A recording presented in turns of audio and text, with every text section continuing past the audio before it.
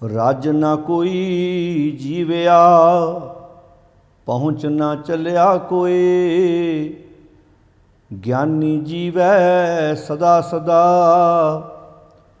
सुरती ही पत होए। सरफै सरफै सदा सदा, एवं गई विहाए। नानक किसनू आखिए, बिन पुछिया ही लै जाए। सरफै सरफै सदा सदा, एवं गई विहाए। नानक किसनू आखिए, बिन पुछिया ही लै जाए। वाहिगुरू जी का खालसा, वाहिगुरू जी की फतेह। गुरु प्यारी साध संगत जी, उस श्लोक 12 ਤੇ ਵਧੀਕ ਬਾਣੀ ਦੀ जो लड़ीवार विचार ਆਪਾਂ आरंभ की है, तो इस लड़ी के तहत अज ਆਪਾਂ 31 नंबर श्लोक का पाठ श्रवण किया है। इस पावन श्लोक विच गुरु पातशाह जी जो विचार बख्शिश कर रहे हैं कि असी अपनी जिंदगी नूं किवें खूबसूरत तरीके नाल जीउणा है। जिन्नियां भी साडे जीवन दे विच मुश्किलां आउण, असी उन्हां दा डट के किवें मुकाबला करना है। तो जिंदगी दे विच दो पक्ष हमेशा साडे सामने ने। एक वकारां विच जिंदगी जीउण वाला मनुख, एक गुरु की सिक्ख्या दे उत्ते तुरन वाला मनुख, जिन्हों असी गुरमुख अते मनमुख इन्हां शब्दां नाल भी कई बारी समाज में संबोधन कर दिंदे आ। बाणी विच भी ये शब्द आम वरते ने। मनमुख जिहड़ा मन दे पैदा होए माड़े ख्यालों मुताबक जीवन जिउंदा है, उन्होंने मनमुख कहने आ। मन नूं मुख रखण वाला, ते गुरमुख जिहड़ा गुरु की सिक्ख्या नूं मुख रख के अपना जीवन जीउण वाला। पातशाह जी ने इस पावन श्लोक में जो विचार बख्शिश की है, क्योंकि ये पावन श्लोक सिख धर्म के बानी धन गुरु नानक साहब जी के चल रहे हैं, जिहड़े आपां पिछों विचार करते आ रहे हैं।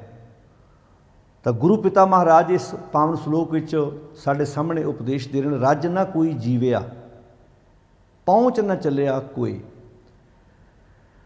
बाणी नूं विचारन वक्त हमेशा ही सानूं दो तीन गल्लां दा ध्यान रखना बहुत जरूरी है। एक बाणी का शुद्ध पाठ, दूजे बाणी के अर्थ, तीजे भावर्थ, तो चौथे थां ते गल आउंदी भी जिहड़े वो अर्थ भावर्थ ने साडी जिंदगी विच किदां लागू हुंदे ने। जिहड़ी भी गल गुरु साहब कहंदे ने वो रोज़मर्रा की जिंदगी विच लागू होने वाली है। हुण इत्थे पातशाह जी ने गल कीती है, रज ना कोई जीविया, पहुँच न चलिया कोई। वकारी मनुख अपने जीवन च वकार भोगद्या भोगद्या कभी तृप्त नहीं हुंदा। कभी तुसीं अपनी जिंदगी च नोट करना, कोई बंदा ये कहे जी मैं वेखद्या वेखद्या हुण तृप्त हो गया, हुण मैनूं वेखण दी लोड़ नहीं, जां सुन सुन के हुण तां मैं बिल्कुल तृप्त हो गया, हुण मैनूं सुणन दी लोड़ नहीं है। नासां बदबू भी लैंदियां ने, सुगंधी भी लैंदियां ने, पर नासां कहण हुण भी हुण असीं तृप्त हो गईआं वां, इदां कदी नहीं हुंदा। वकारां विच पिया होया मनुख वकार भोगी जाता है, भोगी जाता, पर उहदा एंड कोई नहीं, अंत कोई नहीं है, गांह गांह तुरिया जाता है। इसदा जिक्र धन गुरु अंगद साहब जी ने अपने श्लोकां विच बहुत प्यारा कीता। कहंदे आखण आख ना रजिया, मूँह बोल बोल के तृप्त नहीं हुंदा। तुसीं वेखो मूँह कितनी वारी आपां बोलदे हां, कदी होया भी हुण बोलण दी लोड़ नहीं है। आखण आख ना रजिया, सुन ना रजे कन, सुन सुन के कन तृप्त नहीं होंगे, कन रजदे नहीं है। अखीं देख ना रजियां, अखां वेख वेख के तृप्त नहीं होंदियां। गुण गाहक एक वन, ये सारे एक एक गुणां दे गाहक ने। भाव मूँह नूं बोलण दा है, कन्नां नूं सुणन दा है, अखां नूं वेखण दा है, सारे एक एक गाहक। पर पातशाह कहंदे भुखियां भुख ना उतरै, तृष्णा दे अधीन रहियां मनुख की कभी भुख नहीं दूर होंगी। जिवें आपां जप बाणी की जपजी साहब की पहली पौड़ी भी पढ़ते हैं, भुखियां भुख न उतरी जे बन्ना पुरियां भार। ਨਿੱਕਾ ਜਿਹਾ ਚੁੱਲ੍ਹਾ ਹੈ। ਹੁਣ ਤੁਸੀਂ ਇਹ ਕਹੋ ਵੀ ਇਹ ਚੁੱਲ੍ਹਾ ਰੱਜ ਜਾਏ, ਤ੍ਰਿਪਤ ਹੋ ਜਾਏ ਵੀ ਇਹਦੇ ਵਿੱਚ ਆਪਾਂ ਬਾਲਣ ਪੂਰੀ ਦੁਨੀਆ ਦੀ ਬਨਸਪਤੀ ਕੱਟ ਕੇ ਲੈ ਆਓ, ਤੇ ਤੁਸੀਂ ਵਾਰੀ ਸਿਰ ਚੁੱਲ੍ਹੇ ਦੇ ਵਿੱਚ ਉਹ ਬਾਲਣਾ ਸ਼ੁਰੂ ਕਰ ਦਿਓ। ਤੁਸੀਂ ਇਹ ਕਹੋ ਜੀ ਹੁਣ ਚੁੱਲ੍ਹੇ 'ਚੋਂ ਆਵਾਜ਼ ਆਏ ਕਿ ਬਸ ਕਰ ਜਾਓ, ਚੁੱਲ੍ਹੇ 'ਚੋਂ ਕਦੀ ਆਵਾਜ਼ ਨਹੀਂ ਆਉਣੀ। ਅੱਗ ਨੇ ਸੜ ਕੇ ਉਸ ਬਾਲਣ ਨੂੰ ਸੁਆਹ ਕਰੀ ਜਾਣਾ ਹੈ। ਇੱਦਾਂ ਹੀ ਮਨੁੱਖੀ ਜੀਵਨ ਦੇ ਵਿੱਚ ਤ੍ਰਿਸ਼ਨਾ ਦੀ ਅੱਗ ਬਲ ਰਹੀ ਹੈ, ਜਿਹੜੀ ਤ੍ਰਿਪਤ ਨਹੀਂ ਹੋਣ ਦਿੰਦੀ ਮਨੁੱਖ। ਇਹਨੂੰ ਬਾਣੀ ਕਹਿੰਦੀ ਹੈ, ਭੁੱਖਿਆਂ ਭੁੱਖ ਨਾ ਉਤਰੀ ਜੇ ਬੰਨਾ ਪੁਰੀਆਂ ਭਾਰ।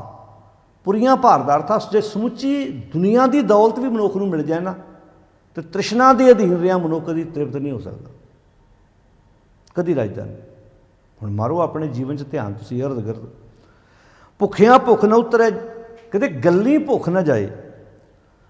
ਸਿਰਫ ਬਾਹਰੀ ਤੌਰ 'ਤੇ ਗੱਲਾਂ ਕੀਤੀਆਂ ਜੀਵਨ ਦੇ ਵਿੱਚ ਤ੍ਰਿਪਤੀ ਨਹੀਂ ਆ ਸਕਦੀ। ਨਾਨਕ ਭੁੱਖਾ ਤਾਂ ਰਜੈ, ਆਹ ਹੈ ਮੇਨ ਗੱਲ। ਹੈ ਨਾਨਕ ਭੁੱਖਾ ਬੰਦਾ।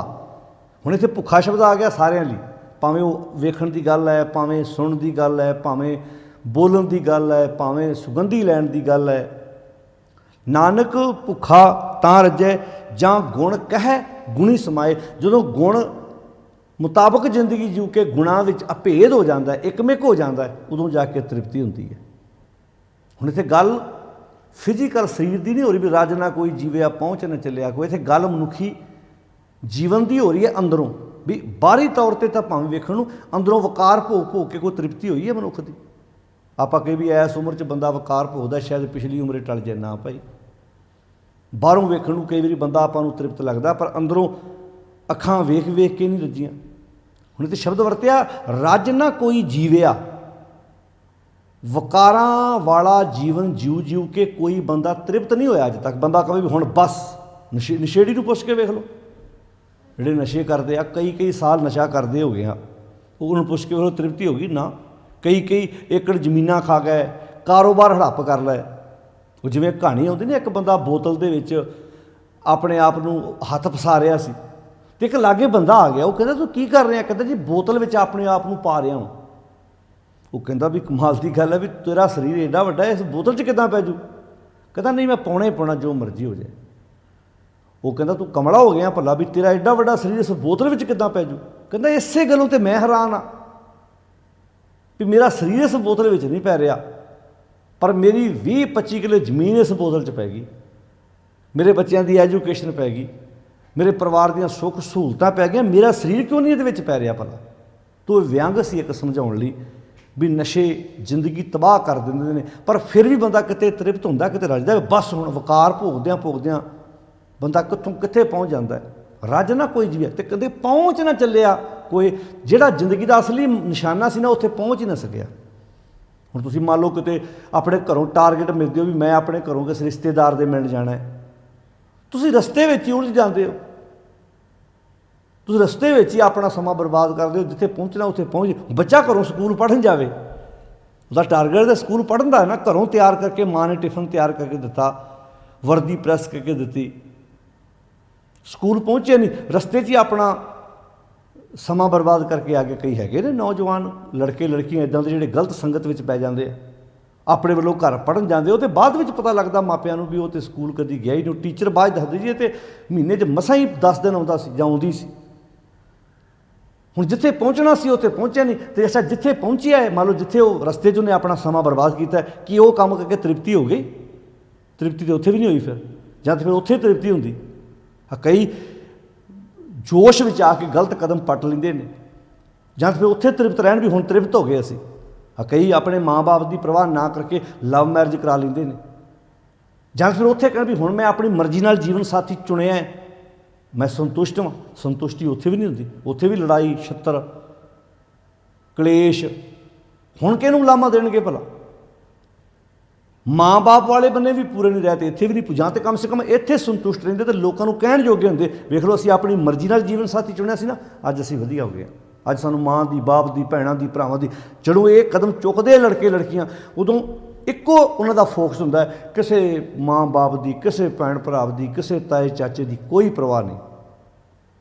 ਮਤਲਬ ਇੱਧਰ ਜੋਗੇ ਵੀ ਨਹੀਂ ਰਹੇ, ਅਤੇ ਉੱਥੇ ਜਿੱਥੇ ਜਿਸ ਵਾਸਤੇ ਚੁਣਿਆ ਸੀ, ਇਹ ਰਸਤਾ ਚੁਣਿਆ ਸੀ, ਉਧਰ ਵੀ ਪੂਰੇ ਨਾ ਰਹੇ। ਰੱਜ ਨਾ ਕੋਈ ਜੀਵੇ। ਅੱਜ ਕੋਈ ਵਕਾਰ ਲਾ ਲਓ ਤੁਸੀਂ, ਪਹੁੰਚ ਨਾ ਚੱਲਿਆ ਕੋਈ, ਵੀ ਜਿਹੜਾ ਮੇਨ ਟਾਰਗੇਟ ਸੀ, ਮੇਨ ਫੋਕਸ ਸੀ, ਉੱਥੋਂ ਤੱਕ ਤੇ ਪਹੁੰਚੇ ਨਾ, ਰਸਤੇ 'ਚ ਹੀ ਉਲਝ ਕੇ ਰਹਿ ਗਏ। ਹੁਣ ਤੁਸੀਂ ਘਰੋਂ ਜਾਓ, ਬੱਚਾ ਸਕੂਲੇ ਪੜ੍ਹਨ ਜਾਵੇ, ਮਾਂ ਨੇ ਵਰਦੀ ਸਕੂਲ ਪੜ੍ਹਨ ਲਈ ਪ੍ਰੈਸ ਕੀਤੀ ਹੈ ਨਾ, ਮਾਂ ਨੇ ਤਾਂ ਟਿਫਨ ਤਿਆਰ ਕਰਕੇ ਉਹਦਾ ਸਕੂਲ ਲਈ ਦਿੱਤਾ ਹੈ ਨਾ। ਪਰ ਜੇ ਸਕੂਲ ਨਾ ਪਹੁੰਚੇ ਤਾਂ ਰਸਤੇ ਜਿਹੜਾ ਸਮਾਂ ਬਰਬਾਦ ਕੀਤਾ, ਜਿੱਥੇ ਵੀ ਗਿਆ, ਚਾਹੇ ਜੂਆ ਖੇਡਿਆ, ਕਈ ਹੈਗੇ ਬੱਚੇ ਅਮੀਰ ਘਰਾਂ ਦੇ, ਉਹ ਜੂਏ 'ਚ ਆਪਣਾ ਜੀਵਨ ਲਾ ਦਿੰਦੇ ਨੇ, ਕੋਈ ਨਸ਼ਿਆਂ 'ਚ ਪੈ ਜਾਂਦਾ, ਕੋਈ ਗਲਤ ਸੰਗਤ ਵਿੱਚ ਪੈ ਜਾਂਦੇ ਨੇ। ਤਾਂ ਹੁਣ ਗੁਰੂ ਸਾਹਿਬ ਕਹਿੰਦੇ ਰੱਜ ਨਾ ਕੋਈ ਜੀਵਿਆ, ਵਕਾਰਾਂ ਵਿੱਚ ਪੈ ਕੇ ਕਿਸੇ ਦੀ ਤ੍ਰਿਪਤੀ ਨਹੀਂ ਹੁੰਦੀ, ਪਹੁੰਚ ਨਾ ਚੱਲਿਆ ਕੋਏ। ਤੇ ਜਿੱਥੇ ਪਹੁੰਚਣਾ ਸੀ ਉੱਥੇ ਪਹੁੰਚੇ ਨਾ, ਉਹ ਮੰਜ਼ਿਲ ਤੱਕ ਤੇ ਪਹੁੰਚ ਹੀ ਨਾ ਕੀਤੀ। ਪਰ ਪਾਤਸ਼ਾਹ ਅਗਲਾ ਪਾ ਕੇ ਕਹਿੰਦੇ ਨੇ ਗਿਆਨੀ ਜੀਵੈ ਸਦਾ ਸਦਾ। ਜਿਹਨੂੰ ਆਤਮਕ ਗਿਆਨ ਹੋ ਗਿਆ, ਜਿਹਨੂੰ ਆਪਣੇ ਆਪ ਦੀ ਸੋਝੀ ਆ ਗਈ, ਜਿਹਨੂੰ ਆਪਣੇ ਆਪ ਨਾਲ ਲੜਨਾ ਆ ਗਿਆ, ਗਿਆਨੀ। ਗਿਆਨੀ ਸ਼ਬਦ ਅਖਵਾਉਣਾ ਬਹੁਤ ਸੌਖਾ ਹੈ। ਜਿਹਨੂੰ 2 ਅੱਖਰ ਸਾਡੇ ਸਮਾਜ 'ਚ ਪੜ੍ਹਨੇ ਲਿਖਣੇ ਆ ਜਾਣ, ਸਾਡੇ ਪਰਿਵਾਰਾਂ ਵਿੱਚ, ਸੁਸਾਇਟੀ ਵਿੱਚ, ਸਮਾਜ ਵਿੱਚ, ਉਹਨੂੰ ਗਿਆਨੀ ਸ਼ਬਦ ਐਵੇਂ ਪੈ ਜਾਂਦਾ, ਹੋਰ ਗਿਆਨੀ ਜੀ ਕੀ ਹਾਲ ਆ। ਪਰ ਗਿਆਨੀ ਅਖਵਾਉਣਾ ਤਾਂ ਬਹੁਤ ਸੌਖਾ ਹੈ। ਇੱਥੇ ਗਿਆਨੀ ਮੀਨਿੰਗ ਹੈ ਜਿਹਨੂੰ ਆਪੇ ਦੀ ਸੋਝ ਹੈ, ਜਿਹਨੂੰ ਆਪਣੇ ਆਤਮਿਕ ਸੁੱਖ ਬਾਰੇ ਸਮਝ ਹੈਗੀ ਹੈ ਵੀ ਮੈਂ ਆਪਣੀ ਜ਼ਿੰਦਗੀ ਨੂੰ ਕਿੱਦਾਂ ਜਿਉਣਾ। ਗਿਆਨੀ ਜੀਵੈ ਸਦਾ ਸਦਾ। ਇੱਥੇ ਰੱਜ ਨਾ ਕੋਈ ਜੀਵਿਆ ਵਾ, ਉੱਥੇ ਲਿਖਿਆ ਗਿਆਨੀ ਜੀਵੈ ਸਦਾ ਸਦਾ। ਗਿਆਨੀ ਸਦਾ ਜਿਉਂਦਾ। ਉਹ ਕਿੱਦਾਂ ਜਿਉਂਦਾ? ਉਹ ਇੰਜੋਏ ਕਰਦਾ, ਉਹ ਸੱਤ, ਸੰਤੋਖ, ਦਇਆ, ਧਰਮ, ਧੀਰਜ ਦੇ ਹੱਥਾਂ ਵਿੱਚ ਖੇਡਦਾ ਵਾ। ਜਦੋਂ ਉਹ ਉਹਦੇ ਹੱਥਾਂ 'ਚ ਖੇਡਦਾ ਤਾਂ ਫਿਰ ਉਹ ਜਿਉਂਦਾ ਵੀ ਸਦਾ ਹੀ ਆ।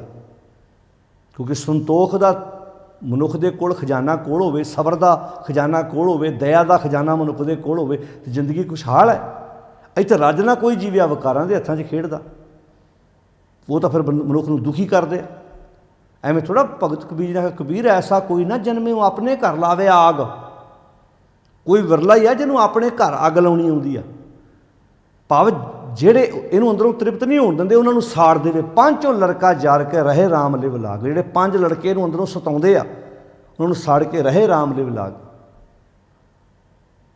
ਤੋ ਇਸ ਸ਼ਬਦਾਂ ਨੂੰ ਧਿਆਨ ਨਾਲ ਸਮਝਣ ਦੀ ਲੋੜ ਹੈ। ਕਬੀਰ ਐਸਾ ਕੋਈ ਨਾ ਜਨਮਿਓ, ਇਹੋ ਜਿਹਾ ਕੋਈ ਵਿਰਲਾ ਹੀ ਸੂਰਮਾ ਆਪਣੇ ਘਰ ਲਾਵੇ ਆਗ। ਹੁਣ ਉੱਥੇ ਗੱਲ ਇੱਟਾਂ ਦੇ ਘਰ ਵਾਲੀ ਦੀ ਗੱਲ ਹੋ ਰਹੀ ਵੀ ਆਪਣੇ ਇੱਟਾਂ ਵਾਲੇ ਘਰ ਨੂੰ ਅੱਗ ਲਾ ਦੇ।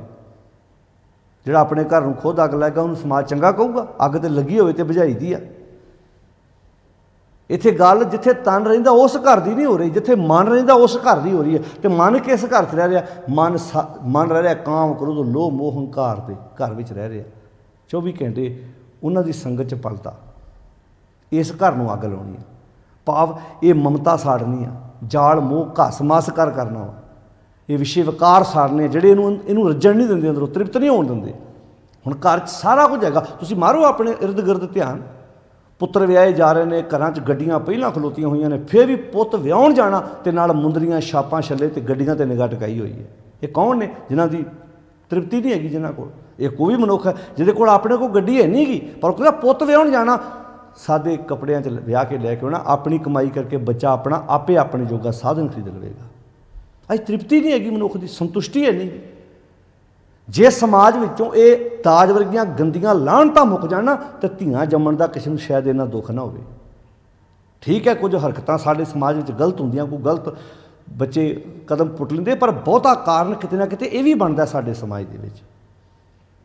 ਤੋ ਅਸੀਂ ਇਸ ਬੰਨੇ ਰੱਜ ਨਾ ਕੋਈ ਜੀਵਿਆ, ਪਹੁੰਚ ਨਾ ਚੱਲਿਆ ਕੋਈ, ਗਿਆਨੀ ਜੀਵਿਆ ਸਦਾ ਸਦਾ। ਜਿਹੜਾ ਗੁਰੂ ਦਾ ਸੁਚੱਜਾ ਗਿਆਨ ਲੈ ਕੇ ਸਦਾ ਜਿਉਂਦਾ ਰਹਿੰਦਾ ਵਾ।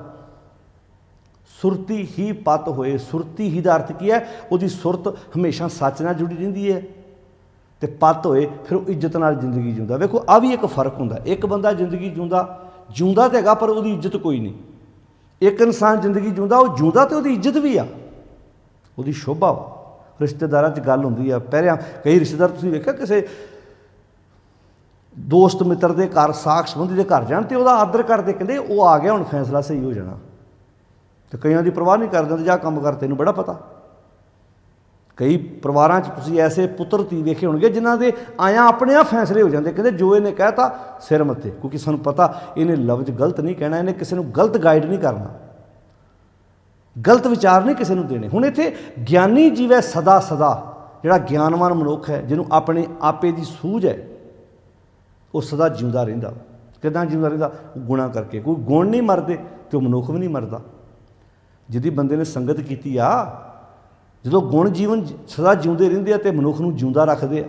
ਤਾਂ ਹੀ ਬਾਣੀ 'ਚ ਬਾਰ-ਬਾਰ ਆਖਿਆ ਸੀ ਗੁਣ ਗਾਓ। ਗੁਣ ਗਾਉਣ ਦਾ ਮਤਲਬ ਕੀ ਸੀ? ਗੁਣ ਗਾਉਣ ਦਾ ਅਰਥ ਹੀ ਸੀ ਕਿ ਗੁਣਾਂ ਨੂੰ ਜਿਉਣਾ, ਗੁਣਾਂ ਮੁਤਾਬਕ ਆਪਣਾ ਜੀਵਨ ਬਤੀਤ ਕਰਨਾ, ਜਿਹੜੇ ਸਾਡੇ ਅੰਦਰ ਪਏ ਹੋਏ ਨੇ। ਗਿਆਨੀ ਜੀਵੇ ਸਦਾ ਸਦਾ, ਸੁਰਤੀ ਹੀ ਪਤ ਹੋਏ। ਪਤ ਮੈਨੂੰ ਇੱਜ਼ਤ।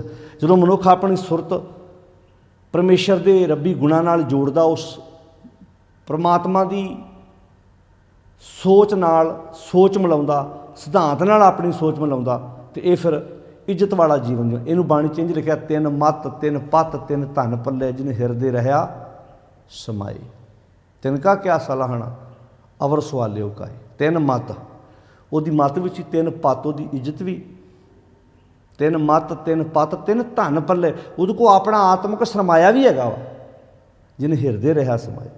ਅੱਗੇ ਕਹਿੰਦੇ ਸਰਫੈ ਸਰਫੈ ਸਦਾ ਸਦਾ ਇਵੇਂ ਗਈ ਵਿਹਾਏ। ਅਤੇ ਵਕਾਰਾਂ ਵਿੱਚ ਪਿਆ ਹੋਇਆ ਬੰਦਾ ਨਾ, ਜਿਹੜਾ ਤ੍ਰਿਪਤ ਨਹੀਂ ਹੁੰਦਾ, ਉਹ ਸਰਫੇ ਨਾਲ ਜ਼ਿੰਦਗੀ ਜਿਉਂਦਾ, ਸੰਕੋਚ ਕੇ।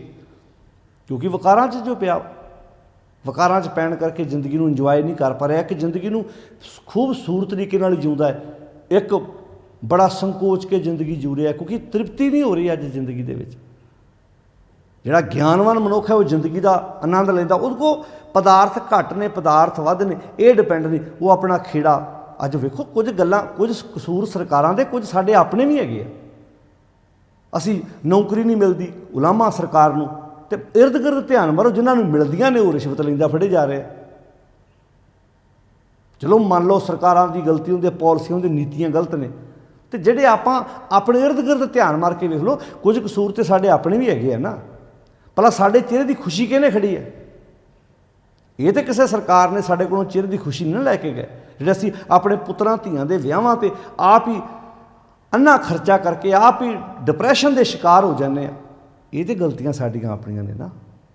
ਕੁਝ ਨੀਤੀਆਂ ਸਰਕਾਰਾਂ ਦੀਆਂ ਗਲਤ ਹੋ ਸਕਦੀਆਂ, ਚਲੋ ਮੰਨਿਆ ਵੀ ਸਰਕਾਰਾਂ ਦੀਆਂ ਨੀਤੀਆਂ ਸਹੀ ਨਹੀਂ ਹੈਗੀਆਂ, ਕਿਉਂਕਿ ਉਹ ਵੱਡੀ ਮੱਛੀ ਛੋਟੀ ਮੱਛੀ ਨੂੰ ਖਾਣ ਵਾਲੀ ਗੱਲ ਬਣੀ ਪਈ ਹੈ। ਪਰ ਸਾਫ਼ ਦਿਲ ਦੇ ਤੇ ਅਸੀਂ ਵੀ ਹੈ ਨਹੀਂ।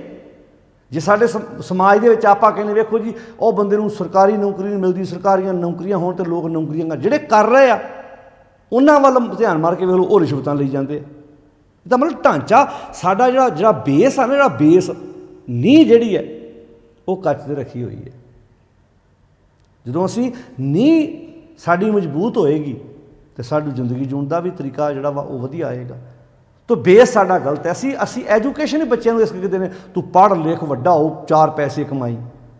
ਮਾਫ਼ ਕਰਨਾ, ਸਾਡੇ ਘਰਾਂ 'ਚ ਐਜੂਕੇਸ਼ਨ ਤਾਂ ਇਹੋ ਚੱਲ ਰਹੀ ਹੈ, ਪੁੱਤ ਪੜ੍ਹ ਲਿਖ ਵੱਡਾ ਹੋ, ਬਿਜ਼ਨਸਮੈਨ ਬਣ, ਚਾਰ ਪੈਸੇ ਕਮਾਈ। ਕੋਈ ਦੱਸਦਾ ਕਿ ਭਾਈ ਜ਼ਿੰਦਗੀ ਵਿੱਚ ਤੇਰੇ ਸੁੱਖ ਆਉਣ, ਤੂੰ ਚੰਗਾ ਇਨਸਾਨ ਬਣੀ।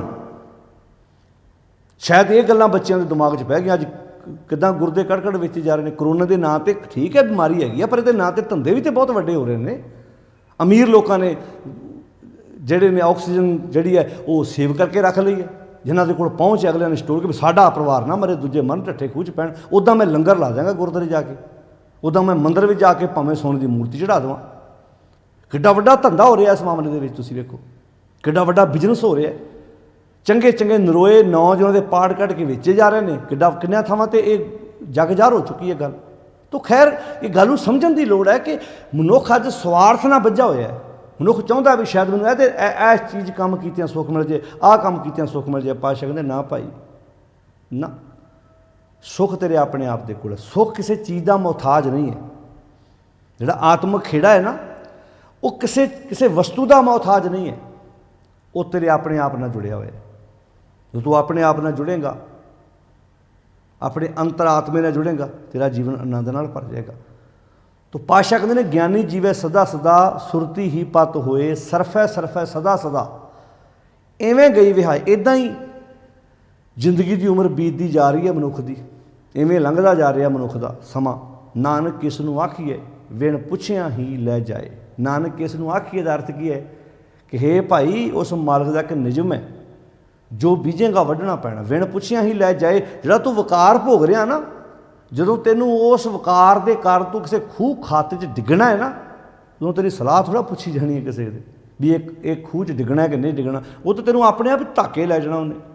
ਹੁਣ ਨਸ਼ਾ ਪੀਂਦਾ ਬੰਦਾ ਅਤੇ ਗੁਰਦਾ ਖਰਾਬ ਹੋਣ ਲੱਗਿਆ, ਤੇਰੀ ਕਿਸੇ ਨੇ ਸਲਾਹ ਲੈਣੀ ਵੀ ਗੁਰਦਾ ਖਰਾਬ ਹੋਵੇ ਕਿ ਨਾ ਹੋਵੇ, ਦੱਸਿਓ ਭਲਾ। ਤੂੰ ਤੰਬਾਕੂ ਮਲਦਾ, ਤੇਰੇ ਚਬਾੜੇ ਖਰਾਬ ਹੋਣ, ਤੈਨੂੰ ਕੈਂਸਰ ਵਰਗੀ ਨਾਮਰਾਦ ਬਿਮਾਰੀ ਚਿੰਬੜੇ, तेरी किसी ने सलाह लैनी किसी ने ना, वो तो उसके मुताबिक तू अपने आप उस घेरे च आना ही आना। ਉਹਦਾ ਨਿਯਮ ਹੈ, ਉਸ ਮਾਲਕ ਦਾ ਹੁਕਮ ਹੈ ਇੱਕ ਕਿ ਜੋ ਬੀਜੇਗਾ ਤੈਨੂੰ ਵੱਢਣਾ ਪੈਣਾ, ਆਪੇ ਬੀਜ ਆਪੇ ਹੀ ਖਾਓ। ਤੋ ਕਿਸ ਨੂੰ ਨਾਨਕ ਕਿਸ ਨੂੰ ਆਖੀਏ ਵਿਣ ਪੁੱਛਿਆ ਹੀ ਲੈ ਜਾਏ ਦਾ ਅਰਥ ਇੱਥੇ ਇਹ ਨਹੀਂ ਵੀ ਤੈਨੂੰ ਮਰਨ ਲੱਗਿਆ ਨਹੀਂ ਕਿਸੇ ਨੇ ਪੁੱਛਣਾ, ਤੈਨੂੰ ਸਲਾਹ ਨਹੀਂ ਪੁੱਛਣੀ। ਤੇ ਗੱਲ ਜਿਉਂਦੇ ਜੀ ਦੀ ਹੈ ਵੀ ਜਦੋਂ ਤੂੰ ਜਿਹੜਾ ਵਕਾਰ ਭੋਗ ਰਿਹਾ ਨਾ, ਜਿਹੜੀ ਸੋਚ ਤੂੰ ਆਪਣੀ ਜ਼ਿੰਦਗੀ 'ਚ ਧਾਰਨ ਕੀਤੀ ਉਹਦੇ ਮੁਤਾਬਕ ਤੇਰੇ ਨਤੀਜੇ ਸਾਹਮਣੇ ਆਉਣੇ ਉਹ ਰਿਜ਼ਲਟ ਤੇਰੇ ਸਾਹਮਣੇ ਆਵੇਗਾ ਉਹ ਤੋਂ ਤੂੰ ਭੱਜ ਨਹੀਂ ਸਕਦਾ।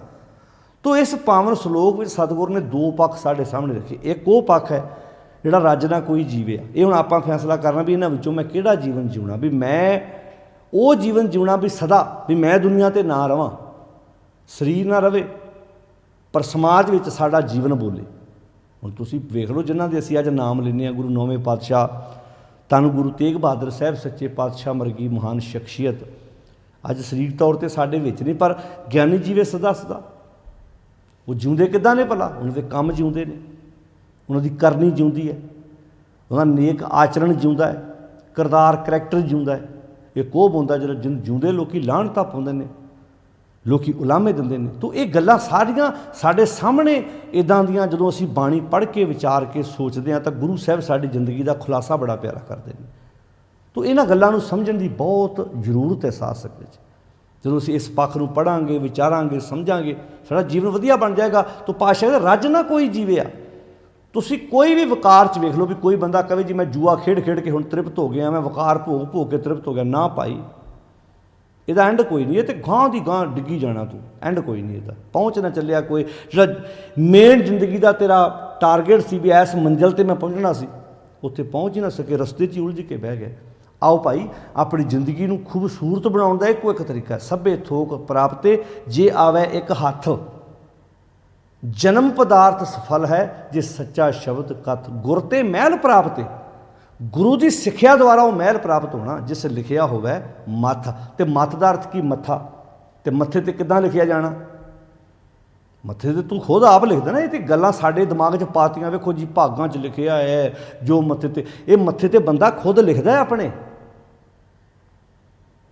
ਤੂੰ ਜੱਜ ਬਣਨਾ ਤਾਂ ਤੂੰ ਮੱਥੇ 'ਤੇ ਲਿਖ ਰਿਹਾ, ਤੂੰ ਡਾਕਟਰ ਬਣਨਾ ਤਾਂ ਮੱਥੇ 'ਤੇ ਲਿਖ ਰਿਹਾ, ਤੂੰ ਨਸ਼ੇੜੀ ਬਣਨਾ ਤਾਂ ਮੱਥੇ 'ਤੇ ਲਿਖ ਰਿਹਾ, ਤੂੰ ਪੁਲਿਸ ਅਫਸਰ ਬਣਨਾ ਤਾਂ ਮੱਥੇ 'ਤੇ ਲਿਖ ਰਿਹਾ। ਤੂੰ ਜਿੱਦਾਂ ਦਾ ਬਣਨਾ ਉਹਨਾਂ ਤੂੰ ਆਮ, ਜੇ ਤੂੰ ਇਹ ਕਹਤਾ ਜੀ ਉਹ ਮੱਥੇ 'ਤੇ ਲਿਖਦਾ, ਤੇ ਫਿਰ ਜਿੰਨੇ ਡਾਕਟਰ IPS IAS ਜਿਹੜੇ ਵੱਡੇ ਅਹੁਦਿਆਂ 'ਤੇ ਪਹੁੰਚੇ ਨੇ, ਫਿਰ ਤਾਂ ਮੁੱਖ ਦੀ ਗੱਲ ਇਹ ਕਹੋ ਫਿਰ ਤਾਂ ਰੱਬ ਨੇ ਮੱਥੇ 'ਤੇ ਲਿਖਿਆ। ਫਿਰ ਤਾਂ ਆਪਾਂ PM ਦੇ ਬਾਰੇ ਵੀ ਇਹ ਕਹੀਏ ਰੱਬ ਨੇ ਉਹਦੇ ਮੱਥੇ 'ਤੇ ਲਿਖਿਆ ਸੀ ਵੀ ਤੂੰ ਇੱਦਾਂ ਅਹੁਦੇ 'ਤੇ ਬਹਿਣਾ ਵਾ ਅਤੇ ਕਿਸਾਨਾਂ ਵਾਸਤੇ 3 ਕਾਲੇ ਕਾਨੂੰਨ ਤੂੰ ਪਾਸ ਕਰਨੇ ਆ। ਅਤੇ ਕੱਲ੍ਹ ਨੂੰ ਕਹੇਗਾ ਵੇਖੋ ਜੀ ਮੇਰਾ ਥੋੜ੍ਹਾ ਕਸੂਰ ਹੈ, ਉਹ ਤਾਂ ਪ੍ਰਮਾਤਮਾ ਨੇ ਮੇਰੇ ਮੱਥੇ 'ਤੇ ਲਿਖਾਏ, ਮੈਂ ਤੋਮਰ ਵਰਗਿਆਂ ਦੀ ਡਿਊਟੀ ਲਾਤੀ, ਉਹ ਤੁਹਾਡੇ ਨਾਲ ਬਹਿਸ ਕਰਦੇ, ਨਹੀਂ ਗੱਲ ਬਣਦੀ, ਮੇਰਾ ਕੀ ਕਸੂਰ ਹੈ? ਫਿਰ ਤਾਂ ਵਿੱਚੋਂ ਬਰੀ ਹੋ ਗਿਆ ਉਹ। ਫਿਰ ਤਾਂ 84 ਦੇ ਜੋ ਦੰਗੇ ਵਾਪਰੇ, ਜੋ ਕਤਲੇਆਮ ਹੋਇਆ, ਸਭ ਵਿੱਚੋਂ ਉਹ ਬਰੀ ਹੋ ਜਾਣਗੇ ਜੀ ਸਾਡਾ ਤਾਂ ਕਸੂਰ ਹੀ ਕੋਈ ਨਹੀਂ, ਜੋ ਤੁਹਾਡੇ ਮੱਥੇ 'ਤੇ ਲਿਖਿਆ ਉਹ ਹੋ ਗਿਆ। ਨਾ ਭਾਈ, ਇੱਦਾਂ ਨਹੀਂ। ਇਹ ਵਿਆਖਿਆ ਵਿਪਰਦੀ ਹੈ, ਸਾਨੂੰ ਹੁਣ ਸਮਝ ਆਉਣ ਲੱਗ ਪਈ ਹੈ। ਗੁਰਮਤਿ ਕੁਝ ਹੋਰ ਕਹਿੰਦੀ ਹੈ। ਇੱਥੇ ਜੋ ਕਰਮ ਕੀਤੇ ਜਾ ਰਹੇ ਨੇ ਉਹਦਾ ਜ਼ਿੰਮੇਵਾਰ ਤੂੰ ਖੁਦ ਆਪ ਹੈ। ਫਿਰ ਤੇ ਬੱਚੇ ਜਿਹੜੇ ਪੜ੍ਹਦੇ ਨਹੀਂ ਉਹ ਕਹਿਣਗੇ ਸਾਡੇ ਮੇਰੇ ਮੱਥੇ 'ਚ ਐਜੂਕੇਸ਼ਨ ਲਿਖੀ ਨਹੀਂ ਆ, ਮੇਰਾ ਪੜ੍ਹਨ ਨੂੰ ਦਿਲ ਨਹੀਂ ਕਰਦਾ, ਇਸ ਕਰਕੇ ਮੈਂ ਕੀ ਕਰਾਂ, ਮੇਰੇ ਭਾਗਾਂ 'ਚ ਹੀ ਪੜ੍ਹਾਈ ਨਹੀਂ ਲਿਖੀ। ਉਹ ਤਾਂ ਬੱਚੇ ਫਿਰ ਮੁਨਕਰ ਹੋ ਜਾਣਗੇ। ਨਹੀਂ ਭਾਈ, ਇੱਦਾਂ ਨਹੀਂ ਹੈਗਾ। ਕਿਸਮਤ ਬਦਲੀ ਜਾ ਸਕਦੀ ਹੈ, ਭਾਗ ਬਦਲੇ ਜਾ ਸਕਦੇ ਨੇ। ਉਹ ਰਾਹਾਂ 'ਤੇ ਨਹੀਂ ਤੁਰਿਆ, ਉਹ ਤੁਰਿਆ ਸੀ ਤੇ ਰਾਹ ਬਣ ਗਏ। ਗੁਰੂ ਨਾਨਕ ਸਾਹਿਬ ਬਾਰੇ ਕਵੀ ਲਿਖਦਾ, ਉਹ ਤੁਰਿਆ, ਉਹ ਰਾਹਾਂ 'ਤੇ ਨਹੀਂ ਤੁਰਿਆ। ਇੱਕ ਹੁੰਦਾ ਨਾ ਕਿਸੇ ਇੱਦਾਂ ਤੁਸੀਂ ਜਾਓ ਅਤੇ ਰਸਤੇ ਤੋਂ ਇੱਕ ਰਸਤਾ ਬਣਿਆ ਜਾਣਾ, ਕਹਿੰਦੇ ਨਹੀਂ, ਉਹ ਤੁਰਿਆ ਸੀ ਤੇ ਰਾਹ ਬਣ ਗਿਆ। ਕਈ ਬੰਦੇ ਇੱਦਾਂ ਦੇ ਹੁੰਦੇ ਨਾ, ਨਵੇਂ ਰਾਹ ਬਣਾਉਂਦੇ ਆ। ਨਵੇਂ ਰਾਹ ਸਮਝਦੇ ਹੋ, ਨਵੀਂ ਖੋਜ ਕੀਤੀ, ਕੋਈ ਨਵਾਂ ਵਿਚਾਰ ਦਿੱਤਾ ਸਮਾਜ ਦੇ ਵਿੱਚ। ਤਾਂ ਫਿਰ ਲੋਕ ਵੇਖਦੇ, ਗੱਡੀਆਂ ਆਉਂਦੀਆਂ ਨੇ ਕਈ ਜਿਹੜੀ ਨਵੀਆਂ ਗੱਡੀਆਂ ਦਾ ਡਿਜ਼ਾਈਨ ਤਿਆਰ ਕਰਦੇ ਆ, ਨਵੇਂ ਇੰਜਣ ਬਣਦੇ ਆ, ਉਹ ਦੱਸਦੇ ਵੀ ਇੱਦਾਂ ਜੀ ਘੱਟ ਜਿਹੜਾ ਵਾ ਉਹਦਾ ਖਰਚਾ ਹੋਏਗਾ, ਐਵਰੇਜ ਵੱਧ ਹੋਏਗੀ। ਤੋ ਇੱਥੇ ਸ਼ਬਦ ਕਿੱਡਾ ਪਿਆਰਾ ਵਰਤਿਆ ਇੱਥੇ ਗੁਰਦੇਵ ਪਿਤਾ ਮਹਾਰਾਜ ਜੀ ਨੇ। ਜਦੋਂ ਇਹਨਾਂ ਸ਼ਬਦਾਂ ਨੂੰ ਅਸੀਂ ਧਿਆਨ ਨਾਲ ਸਮਝਾਂਗੇ, ਪੜ੍ਹਾਂਗੇ, ਵਿਚਾਰਾਂਗੇ, ਸਾਨੂੰ ਜ਼ਿੰਦਗੀ ਜਿਉਣ ਦਾ ਤਰੀਕਾ ਜੋ ਸਤਿਗੁਰ ਦੀ ਬਾਣੀ ਬਖਸ਼ਿਸ਼ ਕਰਦੀ ਹੈ ਉਹ ਸਮਝ ਪਾਵਾਂਗੇ। ਤੋ ਪਿਆਰਿਓ, ਇਹੋ ਸਤਿਗੁਰ ਦੀ ਬਾਣੀ ਜੋ ਸਾਨੂੰ ਰੋਜ਼ਮਰਾ ਦੀ ਜ਼ਿੰਦਗੀ ਵਿੱਚ ਆਪੇ ਦੀ ਪਹਿਚਾਣ ਕਰਨ ਦੀ ਸਮਰੱਥਾ ਬਖਸ਼ਿਸ਼ ਕਰਦੀ ਹੈ। ਇਹਨੂੰ ਪੜ੍ਹੀਏ, ਸਮਝੀਏ, ਵਿਚਾਰੀਏ ਅਤੇ ਆਪਣੀ ਸੋਚ ਵਧੀਆ ਬਣਾਉਣ ਦਾ ਆਪਾਂ ਯਤਨ ਕਰੀਏ। कोशिश करो, बाणी खुद पढ़ो, बार बार ਇਹੋ ਬੇਨਤੀ ਕਰੀਦੀ ਹੈ। ਅੱਜ ਦੇ ਪਾਵਨ ਸ਼ਲੋਕ ਜੀ ਸਤਿਗੁਰੂ ਜੀ ਕਹਿੰਦੇ ਨੇ ਵਕਾਰਾਂ ਵਿੱਚ ਪਿਆ ਹੋਇਆ ਮਨੁੱਖ ਵਕਾਰ ਭੋਗਦਿਆਂ ਭੋਗਦਿਆਂ ਤ੍ਰਿਪਤ ਨਹੀਂ ਹੁੰਦਾ। ਜਿਹੜੀ ਮੇਨ ਮੰਜ਼ਿਲ ਹੁੰਦੀ ਉੱਥੇ ਪਹੁੰਚ ਨਹੀਂ ਪਾਉਂਦਾ। ਪਰ ਦੂਜੇ ਪਾਸੇ ਦੂਜਾ ਜੀਵਨ ਹੈ ਗਿਆਨੀ ਜੀਵੇ ਸਦਾ ਸਦਾ। ਗਿਆਨਵਾਨ ਮਨੁੱਖ ਸਦਾ ਜੀਵਨ ਜਿਉਂਦਾ ਹੈ, ਕਿਉਂਕਿ ਸੁਰਤੀ ਹੀ ਪਤ ਹੋਏ, ਉਹਦੀ ਸੁਰਤ ਸੱਚ ਨਾਲ ਜੁੜ ਜਾਂਦੀ ਹੈ, ਜੀਵਨ ਉਹਦਾ ਇੱਜ਼ਤ ਵਾਲਾ ਹੁੰਦਾ। ਸਰਫੇ ਸਰਫੇ ਸਦਾ ਸਦਾ ਇਵੇਂ ਗਈ ਵਿਹਾਏ। ਵਕਾਰਾਂ 'ਚ ਪਿਆ ਬੰਦਾ ਬੜਾ ਸੰਕੋਚ ਕੇ ਵੀ ਮੈਂ ਇੱਦਾਂ ਹੋਰ ਵਕਾਰ ਭੋਗ ਲਾਂ, ਹੋਰ ਵਕਾਰ ਭੋਗ ਲਾਂ, ਪਰ ਇਵੇਂ ਗਈ ਵਿਹਾਏ ਜ਼ਿੰਦਗੀ ਵਿਅਰਥ ਗਵਾ ਕੇ ਚਲਾ ਜਾਂਦਾ ਹੈ। ਪਾਤਸ਼ਾਹ ਕਹਿੰਦੇ ਨਾਨਕ ਕਿਸ ਨੂੰ ਆਖੀਏ ਬਿਨ ਪੁੱਛਿਆਂ ਹੀ ਲੈ ਜਾਏ। ਪਰ ਜਦੋਂ ਕਿਸੇ ਵਕਾਰ ਨੇ ਤੈਨੂੰ ਧੋਖਾ ਦੇਣਾ, ਠੇਡਾ ਲਾਉਣਾ, ਤੇਰੇ ਕੋਲੋਂ ਕਿਸੇ ਨੇ ਸਲਾਹ ਥੋੜ੍ਹਾ ਪੁੱਛਣੀ ਵੀ ਇੱਦਾਂ ਹੋਣਾ ਕਿ ਨਹੀਂ ਹੋਣਾ, ਨਾ ਉਹ ਦਿਨ ਕਿਸੇ ਨੇ ਤੇਰੀ ਰਾਏ ਪੁੱਛਣੀ ਹੈ। ਉਹ 'ਤੇ ਜੋ ਬੀਜਿਆ ਉਹ ਤੈਨੂੰ ਵੱਢਣਾ ਹੀ ਪੈਣਾ। ਆਓ ਚੰਗਾ ਬੀਜੀਏ ਤਾਂ ਕਿ ਚੰਗਾ ਵੱਢੀਏ ਅਤੇ ਚੰਗੇ ਸਮਾਜ ਦੀ ਸਿਰਜਣਾ ਕਰਨ ਵਿੱਚ ਆਪਣਾ ਯੋਗਦਾਨ ਪਾਈਏ। ਸਾਰਿਆਂ ਦਾ ਧੰਨਵਾਦ ਜੀ। ਫਤਿਹ ਬੁਲਾਓ।